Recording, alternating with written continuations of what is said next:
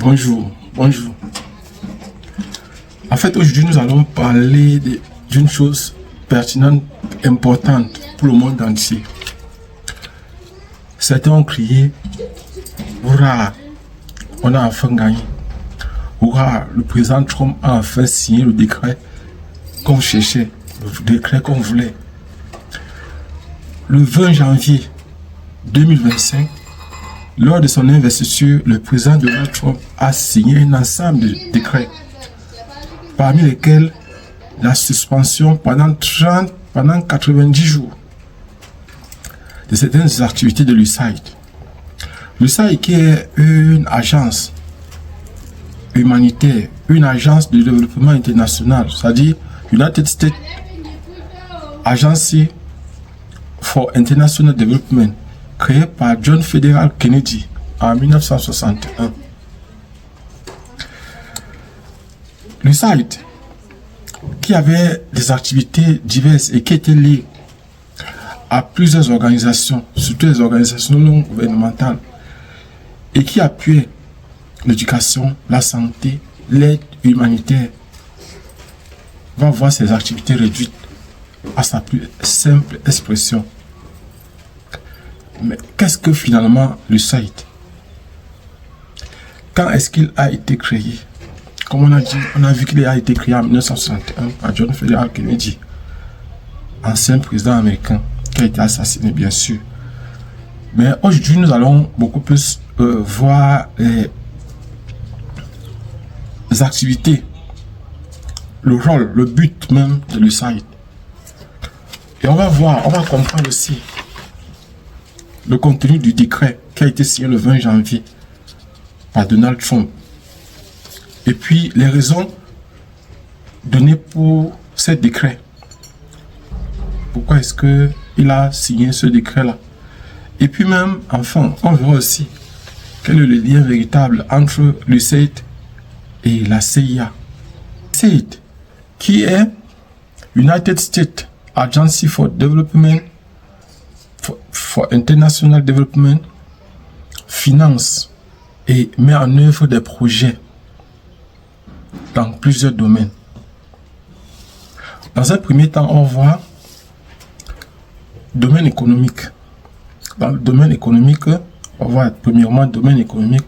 Il soutient les petites entreprises, les infrastructures et le commerce international. Au niveau de la santé, lutte contre le VIH-Sida, paludisme, accès à l'eau potable, programme de vaccination. Ça c'est le 2. Démocratie et gouvernance, le 3. Promotion des droits de l'homme, aide aux élections, renforcement des institutions. Le 4, il y a l'éducation. Programme pour améliorer l'accès à l'enseignement, notamment pour les filles. 5, aide humanitaire, assistance en cas de catastrophe naturelle ou conflit. Donc voilà un peu les missions de l'USAID. Voilà les missions de l'USAID. Mais maintenant, nous allons comprendre le décret signé par le président Trump, le décret intitulé 14169, c'est-à-dire 14169, intitulé Révolution et réorientation de l'aide étrangère des États-Unis. Ce décret signé le jour de son investiture par Donald Trump ordonne une suspension de 90 jours de tous les programmes d'aide au développement à l'étranger des États-Unis afin de procéder à une révision complète de ces programmes. Le contenu du décret. Le décret 14169 ou 14169 impose le gel temporaire de certaines catégories spécifiques. Assistance alimentaire d'urgence, de 1. Les programmes fournissant une aide alimentaire vitale sont exceptés. C'est-à-dire ça ne concerne pas ça. De 2. Aide militaire à l'Égypte et à Israël. Donc, on doit continuer à soutenir, c'est-à-dire les États-Unis, l'USAID doit continuer à soutenir l'aide qu'il accordait. Le 28 janvier 2025, des exceptions supplémentaires ont été ajoutées à cause des plaintes de plusieurs organisations et des gouvernements. Et c'est ainsi que ont été ajoutés pour inclure les programmes humanitaires offrant des médicaments essentiels, des services médicaux, un abri et une assistance de subsistance. Cependant, les activités impliquant l'avortement, les conférences sur la planification familiale, les cours administratifs non directement liés à l'aide vitale, les programmes liés à l'idéologie de guerre, de genre, à l'idéologie de genre bien sûr, les programmes ou initiatives de diversité, d'équité et d'inclusion, ainsi que la chirurgie de changement de sexe restent exclus de ces exceptions. Raison donnée pour le décret. Première raison, c'est d'aligner l'aide étrangère sur les priorités politiques étrangères américaines. Toutes les aides doivent d'abord aider les États-Unis d'Amérique. Toutes les aides doivent être au profit des États-Unis d'Amérique, à la visibilité des États-Unis d'Amérique et non d'abord pour autre chose. Deuxième raison, une utilisation efficace, responsable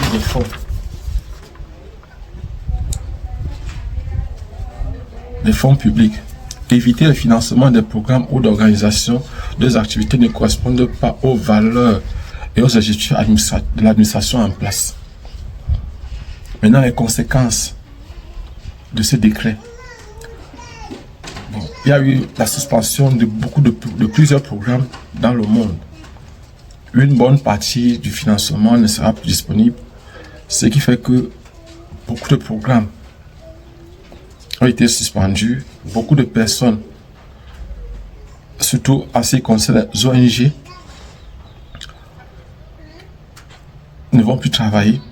Et vous savez qu'au niveau de l'éducation, des programmes de santé, dans le domaine de la santé, de l'éducation et du développement économique, ces programmes seront directement suspendus. Beaucoup de programmes vont voir leur suspension ont été interrompus en attendant les 90 jours prévus par Donald Trump. Maintenant, il y a l'incertitude des organisations partenaires comme les ONG et autres partenaires pour la réduction des activités et le licenciement du personnel. Ça, c'était certain.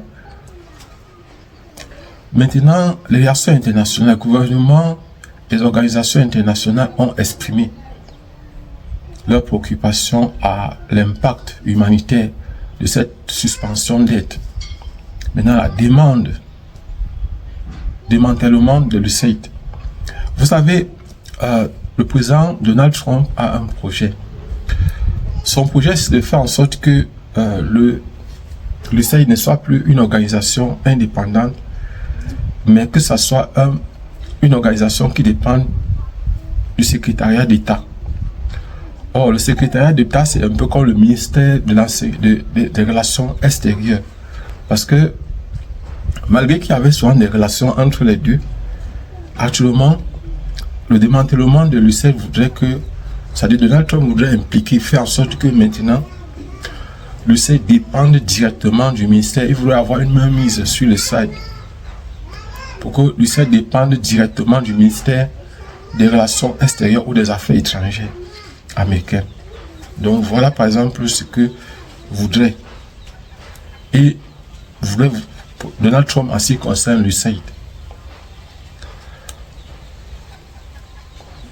Maintenant, on va voir le lien que l'USAID pourrait avoir avec la CIA.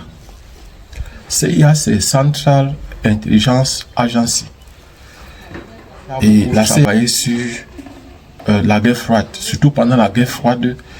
Et il y a eu il y a eu beaucoup d'interventions pendant la guerre froide et beaucoup d'opérations secrètes de la CIA pendant cette période-là.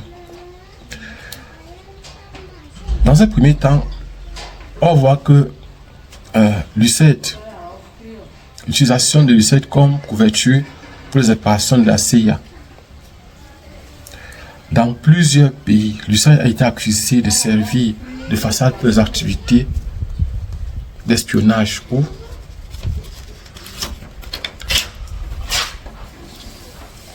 opérations secrètes de la CIA. Dans les années 1960 à 1980, les agents de la CIA auraient infiltré certains programmes d'aide humanitaire pour surveiller ou influencer le gouvernement étranger. Exemple, en Amérique latine, pour lutter contre les mouvements communistes et soutenir les régimes pro-américains. Exemple, le Cuba, l'USAID aurait financé un réseau social clandestin nommé Zuneo, réseau social clandestin nommé Zuneo, une sorte de Twitter cubain destiné à inciter les populations à se révolter contre le gouvernement. Deuxièmement, le financement indirect des groupes politiques ou paramilitaires. L'USAID a été accusé de financer sous couvert d'aide humanitaire au développement, des organisations d'aide, des organisations qui servaient les intérêts stratégiques des États-Unis. Exemple, au Nicaragua, en 1980, l'USAID aurait aidé à financer des groupes opposés au régime sandiniste. Maintenant, en Afghanistan, l'USAID aurait financé dans les années 80 les Moudjahidines pour la lutte contre l'URSS dans les années 80. Maintenant, troisièmement, l'USAID aurait servi la CIA pour la déstabilisation du gouvernement hostile aux États-Unis. Voyons, l'USAID a parfois été accusé de financer des organisations locales pour influencer les élections ou renverser les régimes opposés aux intérêts américains. Exemple, au Venezuela, l'USAID a financé des ONG d'opposition sous prétexte de la promotion de la démocratie. Deuxième exemple, c'est en Bolivie. Dans les années 2000, le président Evo Morales a expulsé l'USAID, l'accusant d'ingérence politique. Quatrièmement, l'USAID aujourd'hui. Officiellement, l'USAID affirme ne plus collaborer avec la CIA. C'est ce que l'USAID dit aujourd'hui, ne plus collaborer avec la CIA. Et peut-être est-ce que c'est ça qui pourrait expliquer le fait qu'on fasse en sorte que l'USAID dépend directement du secrétariat d'État, du ministère des Affaires étrangères des États-Unis. On se pose simplement des questions. Toutefois, elle reste un outil stratégique des États-Unis pour influencer d'autres États, d'autres pays à travers le monde, à travers l'aide humanitaire et le développement. Dans les zones comme l'Afrique, le Moyen-Orient, les financements de l'USAID sont souvent alignés aux priorités géopolitiques américaines. Voilà par exemple en ce qui concerne l'USAID. Dites-moi ce que vous pensez de ce qu'on vient de voir. Dites-moi un peu ce que vous pensez. Est-ce que l'USAID jusqu'à aujourd'hui travaillerait pour la CIA? Étant donné que la CIA n'a pas besoin de l'USAID pour pouvoir infiltrer. Dites-moi ce que vous pensez véritablement. Et on peut même voir, est-ce que l'USAID serait à l'origine de la déstabilisation? Parce qu'aujourd'hui, il y a des langues qui se lèvent, il y a des langues qui se délient pour dire que le Boko Haram au niveau du Mali, les incursions au niveau du Mali, le Boko Haram au niveau du Nigeria, du Cameroun, du Tchad, du Niger, aurait été financé par l'USAID. et que même la guerre au Congo, en RDC, aurait été financée par l'USAID. Dites-moi ce que vous pensez de tout cela. On se voit prochainement. Inch'Allah.